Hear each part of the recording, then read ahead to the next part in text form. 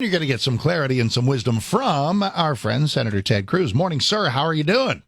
Mark, my friend, good morning. Good to be with you. Great to be with you. I was just telling Ted that I caught him on the an hour and a fraction ago on CNBC, and they wanted to talk about the Recovery Act. Let's do that and then talk about a bunch of other things as well. What is it that you're trying to get pushed through that the Democrats simply don't seem to want to be a part of? Well, I believe our number one priority in terms of the economy has got to be getting people back to work. Texans want to get back to work. I'm speaking with Texans all over the state, and it's consistent in every part of the state. We want to reopen our small businesses. We want to reopen our schools. We want to be able to provide for our families. And right now, millions of Texans are hurting. Millions of Americans are hurting. We've seen 51 million Americans lose their jobs in the last 6 months. It's the greatest economic disaster since the Great Depression. And my central focus, and what I believe all of Congress should be focused on, is how do we restart this economy? How do we get people back to work? Do it safely. Do it in a way that follows sound science and that minimizes the risk of transmitting the virus, but let people provide for their families. And so I introduced legislation today in the Senate called the Recovery Act, and it is entirely focused on restarting the economy. It's focused on reducing taxes, reducing regulations, on the millions of small businesses that are right now struggling to open their doors and are hanging on the line between surviving and going under. We need them to survive and prosper and thrive and bring their employees back. The Recovery Act is, like so many of its acts, an acronym, and this one is actually pretty skilled. Reinvigorating the economy, creating opportunity for every vocation, employer, retiree, and youth. Let's start with the why in recovery and talk about youth and the notion of getting back to school. We're in that season. Still a lot of people doing online school. On CNBC, you were talking about your kiddos and what they were doing because one of the girls is 9, the other one's 12 now already, right? Yep. Yep, they're growing up. You remember them when I was elected to the Senate, right. and you and I were out on the trail together 8 years ago. They were 2 and 4, so the years gallop by. I was talking to Dallas Mayor Eric Johnson, who's got a 7-year-old and a 3-year-old, and listen, you guys are mayors and senators and doing lofty jobs, but you're also moms and dads, and we've got to get kids back to school. Well, and it's been tough on families across the country. It's been tough on parents and tough on kids. You know, our girls have been doing distance learning since March, and for much of the spring and summer, Heidi and I were working from home. I was working from home doing Zooms all over the state of Texas. I've done several teletours all over Texas, and I can work from the living room, and Heidi works from her office, and we have Catherine, our 9-year-old. Who's at the kitchen table, and she's doing her 3rd grade work, and Caroline, who's 12, is in her bedroom and is doing her 7th grade work, and even with both of us able to be at home, 2 working parents able to help the girls, able to help figure out the Zoom and the computer and all the different questions you have, it's tough in that circumstance. And as you know, there are a whole lot of folks that don't have the blessing of 2 working parents that can help their kids. If you're a single mom and you've got 2, 3, 4 kids at home, I cannot imagine how difficult it is right now. And what we know is happening is a whole lot of kids are falling behind. A whole lot of kids are not getting the education they need. They're not getting the skills they need. And as days became weeks and as weeks became months, if we don't act with urgency, there's a whole generation of kids that are going to suffer permanent and real consequences from not getting the education they need. And so a big part of the Recovery Act is encouraging schools to reopen. It is creating a school choice program. It is a federal tax credit, $5 billion per year, for contributions to scholarship granting organizations in the states, run in the states, that would give scholarships to kids in K through 12 so that parents and kids can choose the best education for their kids. And I think there's got to be an urgency to stepping up for those kids right now that are being failed by the system. So as soon as you mentioned school choice, and virtually, and it's funny, there are elements in the Recovery Act that everybody of every political stripe should agree about. There's some that are going to get Democrat pushback, and as you properly said, Democrats are pushing back against the entire thing because they want to run on the problem, not solve the problem.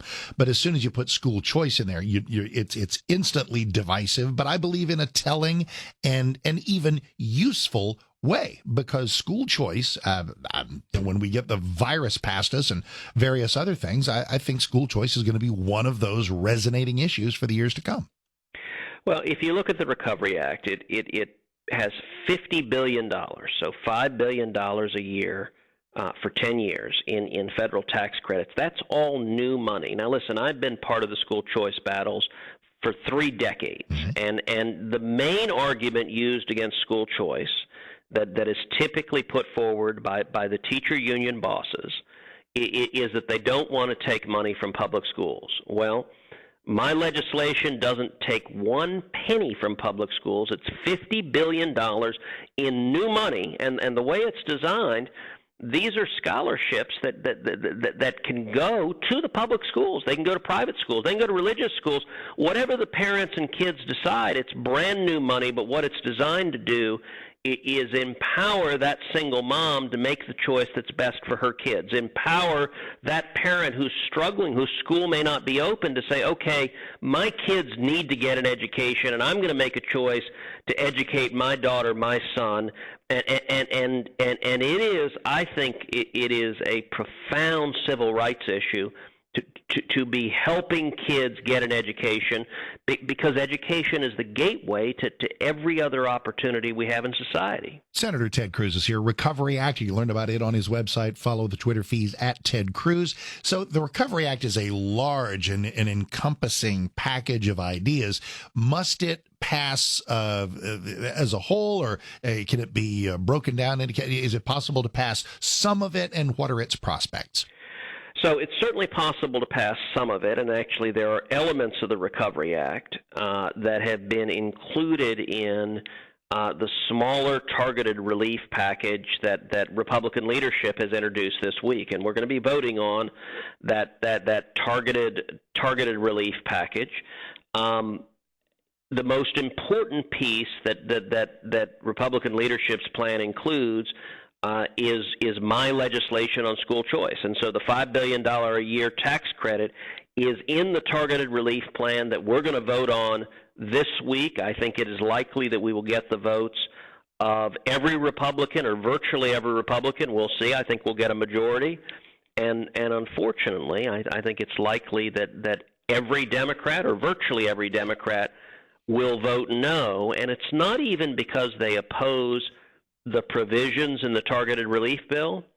It's because, and you and I were talking about this a second ago, I think Nancy Pelosi and Chuck Schumer have made the very cynical decision that between now and Election Day, they want to maximize the economic pain. I don't think they want a deal. I think they're unwilling to reach a deal because their political assessment is if 50 million people are home and alone and broke and unemployed and pissed off, they think that benefits Joe Biden. And I think that's incredibly cynical, but I think we're going to see 2 more months of decisions on their part to maximize the economic pain, and I think they feel confident that the press will cover for them, will excuse whatever they do, and will blame everything on Donald Trump no matter what. And unfortunately, that's the state of politics in Washington, D.C. right now. And I think what you've just described extends to something else. Every human being should be wanting, praying, hoping, rooting for a successful vaccine. I believe you will see, and Kamala Harris already started this just the other day, they are going to disparage the notion of a vaccine because they can't bear the thought of some kind of successful vaccine coming before the election. Well, you know, it's an amazing thing. This virus is a very politically correct virus. It's a very woke virus. It doesn't infect leftists. It doesn't affect Marxists. If you protest, You can't be infected. California shutting down churches. They say singing in church will get you sick and make you die, but protesting won't. I've actually suggested to pastors they just organize their service and call it a protest against the devil, and apparently that will solve the problem of the virus. But it is also the case that this virus cannot be solved, cannot be cured at any moment before November 3rd. It's a very, very politically savvy virus, and it knows that the virus apparently is voting for Joe Biden. It's the most asinine thing I've ever seen. And mark my words, look, I hope and pray Biden doesn't win. I don't think he will, but if he does, God forbid, mark my words, the week after the election, suddenly all these Democrats who are saying the world is ending will say, okay, everything's better now, go back to work, go back to school. Yep. Biden won't even have to be sworn in. Just the instant he's elected, magically the problem will go away. And it's the political games they're playing is ridiculous. So let me be clear. The virus is real and serious, and especially if you're elderly or have serious health conditions, the virus can be deadly, and we need to treat it seriously. But we can treat it seriously and act to slow its spread while at the same time not destroying every small business and every job in the state of Texas. A couple of final things with Senator Ted Cruz. Overall, do you sense, I don't know if this is too glib, that the race is sort of, I hate to immerse in polls and all the horse race stories because we're the side that tends to disparage polls. But, you know, if they start to change, I mean, if a bunch of stories in a row show things tightening, maybe that's something. And maybe people are taking a look at what should be the most energetic phase of a campaign. And they're seeing the energy coming off the Trump campaign and the wholesale lack of it coming from the Biden campaign. And the undecideds, the independents, whatever you want to call them, are taking notice. Yeah, I am very worried about the election. I think this election is incredibly volatile, and I think it depends on what happens substantively in the next 2 months. If in the next 2 months we see people going back to work, we see people with a greater sense of hope and optimism for the future, we could have a phenomenal election. The president could be reelected with a bigger margin than last time. We could grow our majority in the Senate. We could retake the House and take the gavel out of Nancy Pelosi's hands. On the other hand, if there's another wave of COVID, if the numbers spike, if there are additional shutdowns, if millions of people are losing their jobs and they're depressed and demoralized, we could see a bloodbath, Mark. We could see Watergate-level Democratic landslides. We could see Biden, Pelosi, and Schumer winning, and if that happens, the three of them will do more damage in the next 2 years than Obama did in 8. And what is disconcerting is I've never seen an election that is as volatile as that.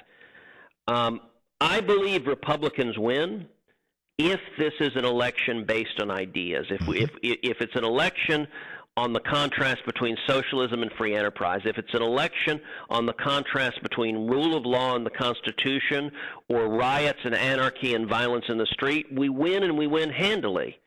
The Democrats don't want it to be a contest of ideas. They want it to be a battle of personalities. They want it to be a referendum on whether or not you like Donald J. Trump. And they believe they win that. I don't know if they do or not, but I think if we focus on ideas, free enterprise and the Constitution work, and their ideas don't, that's how we win. But we got to turn people out to be able to win the election. And add to that volatility, how much of this do you think is smoke and how much of it is a real prospect?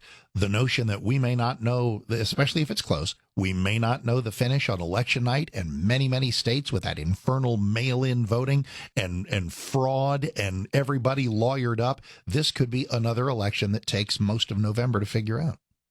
I think there's a very real prospect of that. I think the Democrats, the last 4 years, the Democrats have just lost their mind. The left, both congressional Democrats and the media, they hate Donald Trump so much that it's the one unifying theme in their party is that they're filled with blind rage for him, and they are already preparing to attack the legitimacy of the election. I think one of two things will happen on Election Day. Either Biden wins, in which case their reaction will be, hallelujah, we're saved. Or if not, if Trump wins, I think it is 100% that elected Democrats of the media will declare the election illegitimate and will file lawsuits. I don't think it'll just be Bush versus Gore, one lawsuit in Florida. I think it will be lawsuits in every jurisdiction across the country where it's close. And I think they'll do everything they can to undermine democracy. You know, it's very odd. Nancy Pelosi and Hillary Clinton and Joe Biden, they engage in Freudian projection. So they keep asking, what if Trump doesn't accept the results of the election? What they're telling you is they don't intend to accept the results of the election. And I fear they're very explicitly threatening violence in the streets if their guy doesn't win, and that is cynical and wrong and completely unacceptable. The metaphor I've used is for Republicans, it's like playing on the road with crooked refs. You got to play well enough to win by 10 in order to win by 1. And so let's wrap this up on Election Day, and let's let hashtag landslide 2020. Let's do it. Ted Cruz, always a pleasure, sir. Thank you. I know we'll be talking again early and often. Appreciate that. Best of the family. Always great to have you. Mark, thank you very much. God bless. And by the way, I encourage everyone, sign up for my podcast, Verdict with Ted Cruz. We're doing it every week and doing in-depth analysis inside what's happening in Washington and politics and the issues. And so Verdict with Ted Cruz, you can get it anywhere you get podcasts. Where fine podcasts are downloaded. Sure will. Thank you, sir. Appreciate that. Senator Ted Cruz, Mark Davis, 660 AM The Answer, 853.